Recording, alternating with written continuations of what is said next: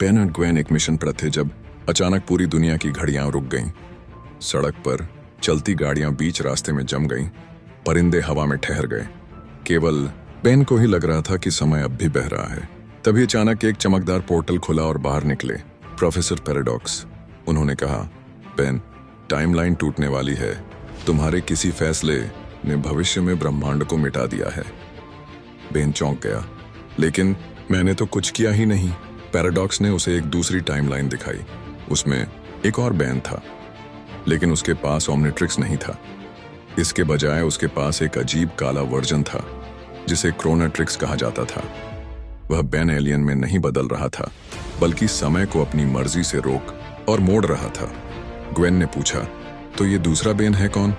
Paradox बोले, ये तुम ही हो, लेकिन एक ब्रह्मांड में जहां तुमने गलती से मेरी टेक्नोलॉजी पा ली। उसने टाइम को इतना बिगाड़ दिया कि पूरा मल्टीवर्स ढहने वाला है। बेन ने निश्चय किया कि वह उस दूसरे खुद का सामना करेगा। दोनों बेन आमने सामने आए। असली बेन ने कहा, तुम्हें रुकना होगा, तुम ब्रह्मांड नष्ट कर दोगे। दूसरे बेन ने ठंडी हंसी के साथ जवाब दिया, तुम समझते नहीं, अगर मैं समय का मालिक बन जाऊं तो गलतियां कभी होंगी ही नहीं। कोई हार, कोई दर्द, कुछ नहीं। लेकिन हर बार जब वह समय को मोड़ता, अनगिनत यूनिवर्स ध्वस्त हो जाते। ग्वेन ने मंत्रों से टाइम स्ट्रीम को थामने की कोशिश की और पैराडॉक्स ने दोनों टाइमलाइन को जोड़ने के लिए पोर्टल खोला। आखिरकार असली बेन ने ओमनिट्रिक्स की पूरी शक्ति का इस्तेमाल किया और एलियन एक्स बनकर क्रोनाट्रिक्स को चुनौती दी।